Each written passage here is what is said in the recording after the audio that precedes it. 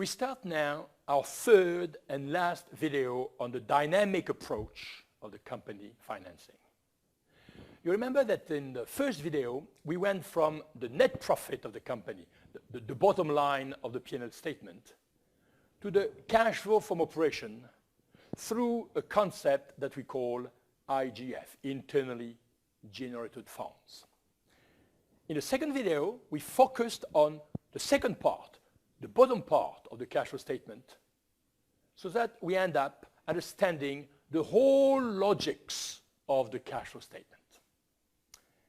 In order to put all the pieces together and to apply this logic, we are going to look at the cash flow statement of three companies having experienced a different financing story during the last 5 years.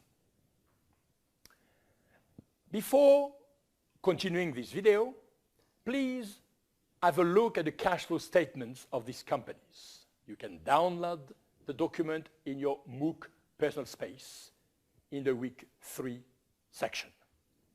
Let's start with company A. With such a table, the question is always how to start, where to start. Look at the investment policy. What is striking is the huge effort in investment in the 3 first years of this company. 64 million, 91 million, and 70 million. A massive effort to renew the fixed capital of the company. Plants, equipments, machines, maybe acquisitions. And then the company slowed down completely. 7 million and 6 million. So in 3 years, 2008, 2009, 2010, company has invested between 6 and 13 times its depreciation. How did the company A finance this heavy investment? The cash flow from operation, 20 million, 24 million, 37 million, was only able to cover part of this big investment effort. So the cash flow before financing was heavily negative, as you can see, minus 44 million, minus 67 million, minus 33 million. A total higher than 140 million. Exactly, if you count, 144 million. That you have to find in 3 years. But as you see, in 2008, a very significant share issue was done, 152 million, to cover the expected investment. The chief financial officer of company A is smart. He anticipated the needs and raised equity capital to face the financing needs of the 3 years to come, 2008, 2009, 2010. In 2008, he raised more than needed, and its net financial debt went down by 108, from 161 to 53.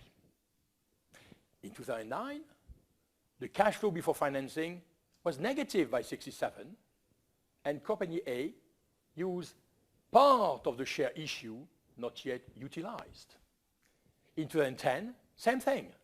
The cash flow before financing was negative by 33 million, and company A used the cash left from the share issue. So you all see that at the end of 2010, company A is roughly back to the level of net financial debt it had at the beginning of 2008, 153, close to 161. The 2 next years, 2011, 2012, the capital expenditure are dramatically down, 7 million, 6 million. The investment program is finished. The cash flow before financing is positive. You see it, 35 million, 38 million, and the company can reduce its net financial debt to reach 80 million at the end of 2012. Company A is a perfect example of a well-planned, well-managed, massive investment program, limited in time, and perfectly financed by a share issue undertaken at the right time for the right amount. Let's turn to company B. We are going to use exactly the same methodology, the same approach, and start with the investment policy. the capital investment of Company B have rapidly grown, being roughly multiplied by 3 in 5 years. 35 million, 40 million, 55 million, 68 million, 103 million. And represented more or less twice the depreciation. Was the cash flow from operation sufficient to cover this growth in capital expenditure? Not in 2008 and look at the figures, minus 2 million, minus 9 million. The following years, it becomes positive, but not enough to cover the investment program and the dividends that have been paid every year. So you see the cash flow before financing being constantly negative, minus 37, minus 49, minus 24, minus 37, minus 34, minus 56. And every year, this negative cash flow before financing is increasing the net financial debt of Company B from 17 to 58, 211, 240, 283, to 224. In 2010, the debt level has probably reached a level considered by the lenders as too high and also considered by the management probably as too high. And Company B undertakes a large share issue of 122 million, which reduces the net financial debt. Company B is a very good example of a fast-growing company, which has for several years financed its growth with self-financing, cash flow for operation, and debt, until reaching a maximum level of debt, leading to an issue of equity capital in the last year to recreate some debt potential for the next few years in the future if growth continues. Let's finish with Company C. This company enjoyed a very high cash flow from operation, around 100 million, which more than covers its light declining investment program, 20 million to 12 million, representing 50% of its depreciation. No need to go outside to find financing here. All the needs, including a nice yearly dividend of 30 million, are easily covered by the internal resources, and the company accumulates year after year cash. The cash flow before financing is strongly positive in the area of 90 to 100 million. It is a real cash cow. The net financial debt is negative, more cash than financial debt. The company has no need of this cash in its business. So in 2010, it decided to massively reduce its equity by repurchasing its own shares for an amount of 400 million.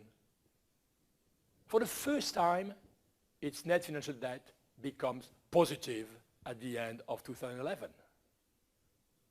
With 296 million of cash at the end of 2009, plus a positive cash flow before financing in 2010 of 97, minus a dividend of 30 in 2010, the Company C enjoys 363 million of cash.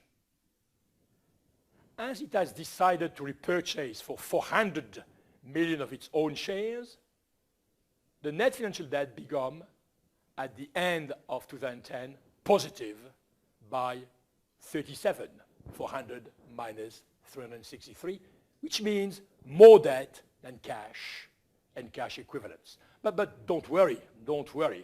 The cash generating machine starts to work again and again, and the positive net financial debt quickly disappears to reach, at the end of 2012, a negative figure, minus 80, which means that cash is higher than financial debt. And if things continue, cash will accumulate again and again until the next extraordinary dividend distribution or the next share buyback program. Company C is fully self-financed. Its activity is declining, so very low investment, and in any case lower than depreciation. Practically no change in net working capital because the company is not growing. So the company is therefore giving the money back to its shareholders so that they can decide themselves what to do with it and where to invest it. What do we derive from these three examples? What do we learn? First, the cash flow statement is a map of the company cash. Understanding how cash is generated and used in the company through time is essential, is crucial. Secondly, the approach is always the same. Start with the investment policy. Look at how much is financed internally by the cash flow from operation. If it is sufficient, no need to go further. The company is self-financed 100%, and its only question will be what to do with the excess cash. And what to do might be developing new activities internally, developing external growth, M&A, merger and acquisition, or giving the money back to the shareholders. If it is not sufficient, then there is a need for additional resources, debt or equity through a share issue. This is the next and the big question. After 3 videos on the dynamic approach of the company financing, I'm sure that you feel quite confident on the topics now. A cash flow statement has no secret for you anymore. At least, I hope.